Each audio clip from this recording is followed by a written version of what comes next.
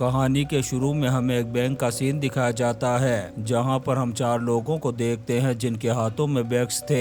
इन लोगों ने पूरे बैंक को ही लूट लिया था और इन लोगों ने अपने चेहरे पर भी मास्क लगा रखे थे। ये लोग बैंक को लूटने के बाद बाहर आते हैं और अपनी बाइक्स पर बैठ कर के जाने लगते हैं। तभी हम एक डिटेक्टिव को देखते हैं जिसका नाम था मैक्स, जिसने इनके एक साथी को पकड़ लिया था। अब वो अलर्ट कर देता है सारे पुलिस वालों को और उन्हें कहता है कि यहाँ पर रॉबरी पहले ही हो चुकी है, इसलिए वो सबको बुलाता है और इस आदमी से पूछता है कि बाकी लोग कहाँ पर जा रहे हैं और ये आदमी बता भी देता है। इसलिए मैक्स पीछा करना शुरू कर देता है बाकी रॉबर्स का। लेकिन थोड़े टाइम बाद उसे एहसास होता है कि वो लोग उसे चकमा देकर करके भाग गए हैं। लेकिन मैक्स जानता था कि ये लोग कहाँ पर जाएंगे, इसलिए वो फिर से पीछा करना शुरू कर देता है इनका और अपने सुपीरियर को कॉल करके बताता है कि वो रॉबर्स का पीछा कर रहा है। तब उसका सुपीरियर उसे कहता है कि तुम्हें अकेले उन लोगों का पीछा नहीं करना चाहिए क्योंकि उनके पास खतरनाक हथियार हो सकते हैं, इसलिए तुम वेट करो बैकअप आने का, उसके बाद ही तुम उनके पीछे जाना। तब मैक्स कहता है कि उन 4 लोगों में गंजा है जिसका नाम है जेकब। मैं कैसे भी करके उसे पकड़ना चाहता हूँ क्योंकि कई साल हो गए मुझे उसका पीछा करते हुए, इसलिए मैं किसी भी कीमत पर उसका पीछा नहीं छोड़ सकता। लेकिन उसका सीनियर उसे बार बार मना करता है, लेकिन मैक्स उसकी एक बात नहीं सुनता और उनका पीछा करता रहता है। तभी वो देखता है कि ये लोग जा रहे हैं एक अंडरग्राउंड में। तब मैक्स भी चला जाता है उसके अंदर। तभी वो एक आदमी को देखता है जो बाइक पर सवार था। तब मैक्स एक जबरदस्त वार करता है और उसे गिरा देता है नीचे। फिर इनके बीच में हो जाती है WWE की जबरदस्त फाइट। तभी मैक्स को पता चलता है कि यह आदमी कोई और नहीं बल्कि वही गंजा जेकब है। तभी मैक्स अरेस्ट करने की कोशिश करता है उस गंजे को, लेकिन इससे पहले ही वो मैक्स पर गन पॉइंट कर देता है। पर वो उसे जान से नहीं मारता, बस उसके पैर पर गोली चला देता है। लेकिन अगर ये गंजा चाहता तो बड़ी आसानी से मैक्स का काम तमाम कर सकता था, लेकिन वो ऐसा नहीं करता और बाइक पर बैठकर के अपने साथियों के साथ निकल जाता है यहाँ से। लेकिन यहाँ पर मैक्स को बिल्कुल भी समझ में नहीं आता कि आखिर उस गंजे ने उसे जिंदा कैसे छोड़ दिया, क्योंकि मैक्स कई सालों से उसके पीछे लगा हुआ था और वो गंजा भी काफी टाइम से पुलिस वालों से बचता फिर रहा है। इसलिए मैक्स को गुस्सा भी आ रहा था कि आज वो गंजा उसके हाथों से बचकर के निकल गया। फिर ऐसे ही वक्त गुजरने लगता है और देखते ही देखते 3 साल का वक्त गुजर जाता है। तब हम एक प्लेन को देखते हैं जिसमें एक लड़का बैठा हुआ था। इस लड़के का नाम था रुआन और ये उसी गंजे का बेटा था। यहाँ पर रुआन बहुत ही ज्यादा टेंशन में था क्योंकि उसकी एक गोली लगी हुई थी और उसे डर लग रहा था कि कहीं दोबारा से उस पर हमला ना हो जाए। तभी उसे पता चलता है कि यह प्लेन टेक ऑफ करने वाली है, इसलिए वो भागने लगता है यहाँ से। अब जैसे ही प्लेन टेक ऑफ होता है, इससे पहले ही वो कूद जाता है बाहर और बाहर आते ही कॉल करता है अपने गंजे बाप जेकब को। वो अपने बाप से कहता है कि डैड मैंने सब कुछ खराब कर दिया है और शायद अब मैं मारा जाऊं, इसलिए मैं जा रहा हूँ ग्रीको के पास। तब वो गंजा अपने बेटे से कहता है कि मुझे पूरी बात बताओ, लेकिन रुआन के पास इतना टाइम नहीं था कि वो अपने बाप को सब कुछ बता सके। तभी अचानक से वो बेहोश होकर के गिर जाता है नीचे। तभी यहाँ पर पुलिस वाले आ जाते हैं और रुआन को पकड़ कर के ले जाते हैं अपने साथ। जब उस गंजे को अपने बेटे की ऐसी हालत का पता चलता है तो दिमाग खराब हो जाता है उसका। उसे समझ में नहीं आता कि आखिर वो करे तो क्या करे और आखिर उसके बेटे के साथ हुआ क्या है। उधर हम मैक्स को देखते हैं जो बहुत ज्यादा परेशान लग रहा था। दरअसल वो अभी भी उस गंजे के पीछे लगा हुआ था। तभी अचानक से कोई नॉक करता है उसके दरवाजे को। जब मैक्स दरवाजा खोलता है तो हम एक लड़की को देखते हैं जिसका नाम था सेरा। यहाँ पर हमें पता चलता है कि सेरा पार्टनर है मैक्स की और ये दोनों मिलकर के एक ही केस पर काम कर रहे हैं। यहाँ पर हमें यह भी पता चलता है कि सेरा पसंद करती है मैक्स को, लेकिन वो अपने दिल की बात उसे बता नहीं पाती। यहाँ से ये दोनों जाते हैं डीन नाम के एक आदमी के पास जो पहले हथियारों की तस्करी किया करता था, इसलिए पुलिस वालों ने नजर रखी हुई थी उस पर। फिर एक दिन डीन ने खून कर दिया था एक आदमी का और जिस आदमी को इसने मारा उसका नाम था ओटिस। तब से पुलिस वालों ने इसे पकड़ लिया और अब उनके पास डीन के खिलाफ सबूत भी है, इसलिए डीन को जल्दी ही सजा होने वाली है और इस केस को यही दोनों हैंडल कर रहे थे।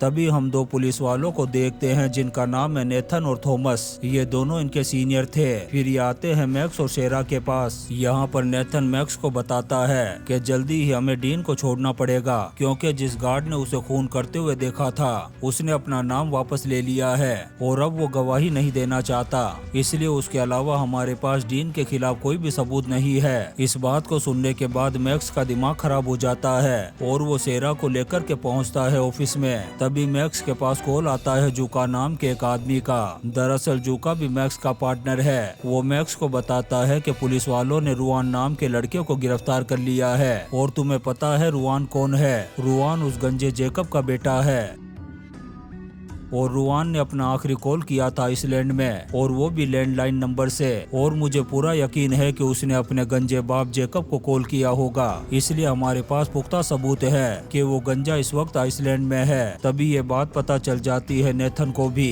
इसलिए वो तैयार करता है अपनी पूरी टीम को और कहता है कि अब हम सारे लोग जाएंगे आइसलैंड और वहाँ जाकर के अरेस्ट कर लेंगे उस गंजे को। लेकिन जैसे ही मैक्स को इस बात का पता चलता है वो समझ जाता है कि अब ये मिशन फेल हो जाएगा, क्योंकि वो गंजा आइसलैंड में बिल्कुल भी नहीं होगा। वो आएगा अब अपने बेटे के पास, इसलिए वो नेथन से कहता है कि तुम अपनी टीम को लेकर के आइसलैंड मत जाओ। ये सुनकर के नेथन को गुस्सा आ जाता है और वो मैक्स से कहता है कि तुम्हें उस गंजे के बारे में बोलने का कोई हक नहीं है। अगर तुम एक अच्छे डिटेक्टिव होते तो 3 साल पहले ही उस गंजे को पकड़ लिया होता, लेकिन तुम तो उसे मार खा कर के आ गए। इस बात को सुनकर के मैक्स भी गुस्सा हो जाता है। अब ये दोनों एक दूसरे से लड़ते इससे पहले ही बाकी लोग इन्हें अलग कर देते हैं। तभी हम उस गंजे को देखते हैं जो कैसे भी करके अपने बेटे के पास जाना चाहता है और पता लगाना चाहता है कि आखिर उसके साथ हुआ क्या था। इसलिए वो सारे पैसों को डालता है एक बैग में, फिर इस पूरे घर में बॉम्ब लगा देता है ताकि इसके जाने के बाद अगर यहाँ पर कोई भी आए तो ये पूरा का पूरा घर ब्लास्ट हो जाए। तभी नेथन अपनी टीम को भेज देता है आइसलैंड और वो सभी लोग चले आते हैं इस गंजे के घर के पास। फिर धीरे धीरे बढ़ने लगते हैं आगे, लेकिन उन्हें अंदाजा भी नहीं था कि उस गंजे ने यहाँ पर बॉम्ब लगा रखे हैं। इसलिए जैसे ये लोग घर के अंदर दाखिल होते हैं वो पूरा का पूरा घर ब्लास्ट हो जाता है और नेथन के बहुत सारे आदमियों के चीथड़े उड़ जाते हैं। तभी हम यहाँ के मेयर को देखते हैं जो प्रेस कॉन्फ्रेंस कर रहा था। प्रेस कॉन्फ्रेंस के बाद उसके पास आते हैं मैक्स और सेरा। मैक्स मेयर से कहता है कि हमें रुआन की लोकेशन को पब्लिश कर देना चाहिए। तभी इस बात को सुनने के बाद वो गंजा मिलने के लिए आएगा अपने बेटे से, और अगर एक बार वो गंजा वहाँ पर आ गया तो हम बड़ी ही आसानी से उसे पकड़ लेंगे। तब ये आइडिया मेयर को भी बहुत पसंद आता है।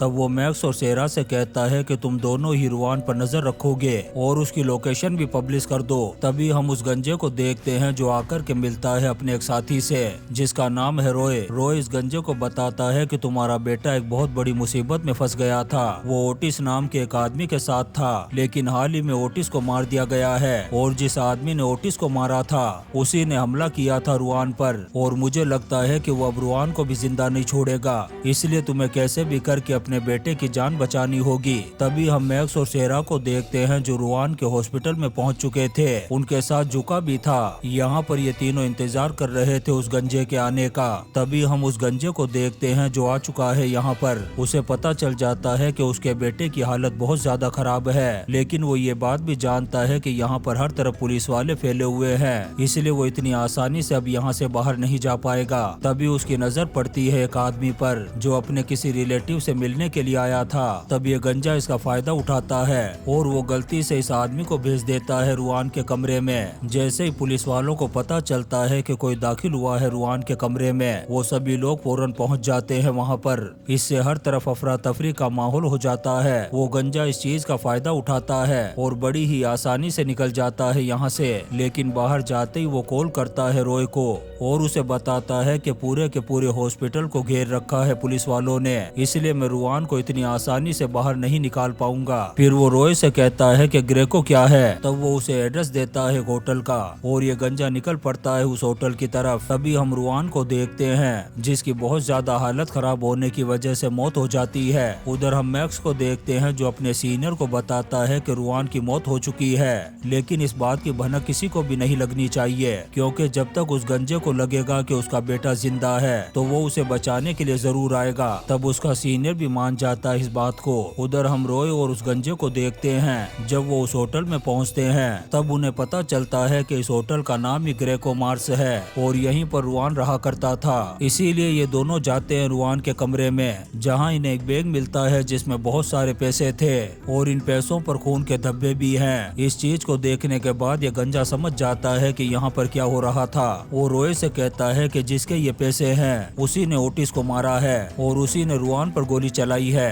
इसीलिए ये गंजा रॉय से कहता है कि इस खबर को चारों तरफ फैला दो कि रुआन कहाँ पर रहा करता था और उसका रूम नंबर क्या है। जैसे इस पैसे वाले आदमी को पता चलेगा वो इस रूम में जरूर आएगा और तब मैं उसे मौत के घाट उतार दूंगा। फिर रॉय ऐसा ही करता है। उधर हम मैक्स को देखते हैं जो पागल हो रहा था उस गंजे को पकड़ने के लिए, लेकिन सेरा से ये सारी चीजें नहीं देखी जा रही थी क्योंकि वो प्यार करती थी मैक्स से। अब यहाँ पर मैक्स सेरा को भेजता है डीन के पीछे और कहता है कि उसका पता लगाओ कि वो कहाँ पर है और खुद जाता है उस गार्ड के पास जो डीन के खिलाफ गवाही देने वाला था और उससे पूछता है कि तुम्हें किसने धमकी दी थी, मुझे उस आदमी का नाम बताओ। लेकिन ये गार्ड उसे कुछ भी नहीं बताता। तभी मैक्स के पास जूका का कॉल आता है। वो उसे बताता है कि रुआन ग्रेको नाम के होटल में रह रहा था। इस बात को सुनते ही मैक्स निकल पड़ता है उस होटल के लिए। तभी हम उस गंजे को देखते हैं जो उसी कमरे में बैठा हुआ था और वेट कर रहा था उनके आने का। तभी यहाँ पर कुछ लोग आते हैं और पैसे ढूंढना शुरू कर देते हैं। इस गंजे को जैसे ये बात पता चलती है वो एक एक करके मारना शुरू कर देता है सबको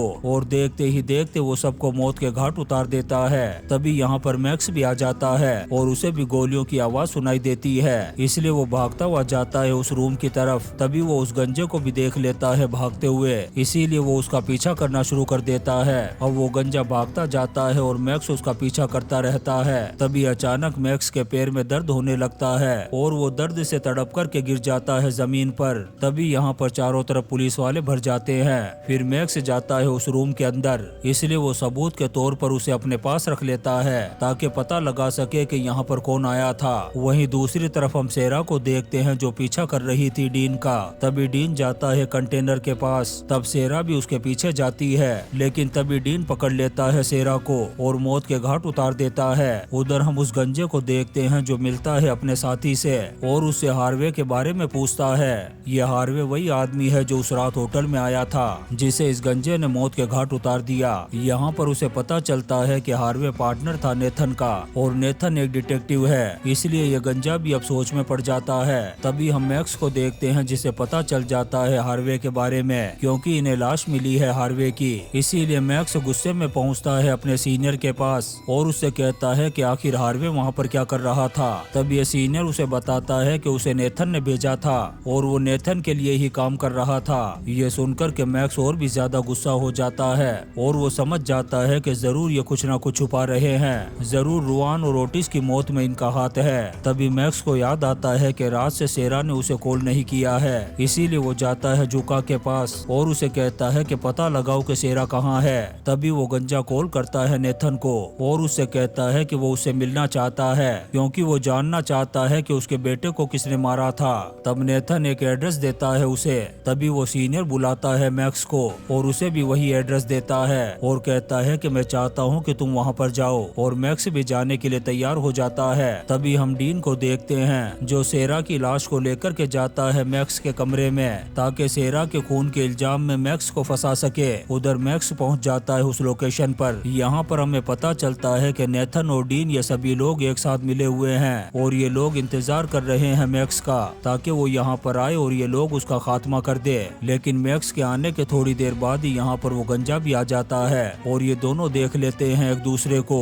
मैक्स जैसे ही उस गंजे को देखता है अंधाधुंध गोलियां चलाना शुरू कर देता है उस पर, लेकिन वो गंजा बच जाता है इसकी गोलियों से। तभी यहाँ पर नेथन और डीन आ जाते हैं और वो अंधाधुंध गोलियां चलाना शुरू कर देते हैं इन दोनों पर। इससे मैक्स समझ जाता है कि वो गंजा उसे नहीं मारना चाहता बल्कि नेथन और डीन मारना चाहते हैं उसे, इसलिए वो भी गोलियां चलाना शुरू कर देता है इन पर। तभी वो गंजा अपनी गन निकालता है और काम तमाम कर देता है नेथन का, लेकिन डीन यहाँ से भागने लगता है और ये दोनों पीछा करना शुरू कर देते हैं उसका। पीछा करते करते ये दोनों पहुँच जाते हैं वैन के पास और यहाँ पर लड़ने लगते हैं। ये गंजा मैक्स को नीचे गिरा करके उस पर गन पॉइंट कर देता देता है और कहता है कि अब तुम लेकर के आओगे मेरे बेटे को हॉस्पिटल से। लेकिन मैक्स इस गंजे को नहीं बताता कि उसका बेटा मर चुका है और उसे लेकर के जाता है हॉस्पिटल में। हॉस्पिटल में जाने के बाद वो इस गंजे को डेड बॉडी दिखाता है उसके बेटे की। जैसे ही वो अपने बेटे की डेड बॉडी को देखता है, फूट फूट करके रोना शुरू कर देता है। फिर अचानक से वो गन पॉइंट कर देता है मैक्स पर, लेकिन वो उसे नहीं मारता।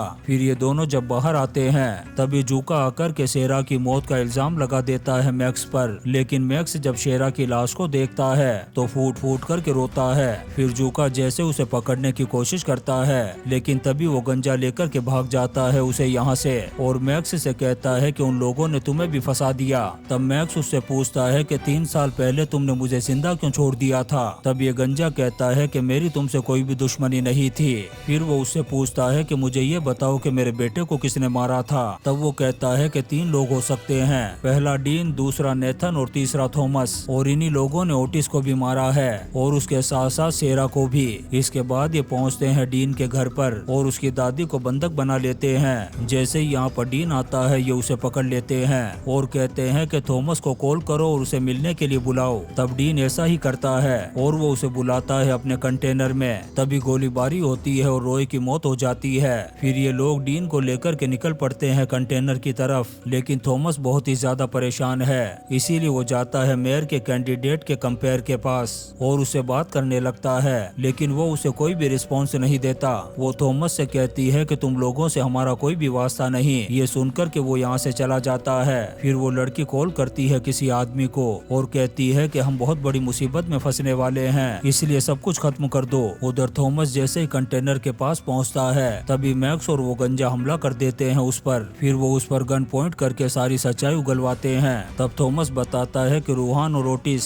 ये दोनों बंदूकें खरीदने के लिए आए थे डीन के पास। तभी उन लोगों ने नेथन और हार्वी को देख लिया था। ओटिस फौरन पहचान गया कि वो दोनों पुलिस वाले हैं। तब थॉमस ने कहा कि इन दोनों का काम तमाम कर दो। तब उन्होंने उनके पैसे भी छीन लिए और उन पैसों से सपोर्ट करने लगे मेयर को। वहीं किनकेट नाम की एक कंपनी भी सपोर्ट कर रही है मेयर को, क्योंकि अगर मेयर जीत गया तो वो उस कंपनी को सारे टेंडर्स दिलवा देगा। तभी अचानक से यहाँ पर किनकेट के गुंडे आ जाते हैं और गोलियां चलाना शुरू कर देते हैं। तब एक गोली लग जाती है मैक्स को और वो गंजा एक जगह पर जाकर के छुप जाता है। तभी डीन आ जाता है उस गंजे के पास, लेकिन वो उसे मारता इससे पहले ही मैक्स काम तमाम कर देता है डीन का। फिर जैसे ही थॉमस यहाँ से भागने लगता है वो गंजा काम तमाम कर देता है उसका। फिर मैक्स गन पॉइंट कर देता है उस गंजे पर। तभी उसे याद आता है कि कुछ साल पहले इस गंजे ने भी उसकी जान बख्शी थी, इसलिए वो भी उसे नहीं मारता और कहता है कि यहाँ पर जल्दी ही पुलिस वाले आने वाले हैं, इसलिए जितना जल्दी हो सके भाग जाओ यहाँ से।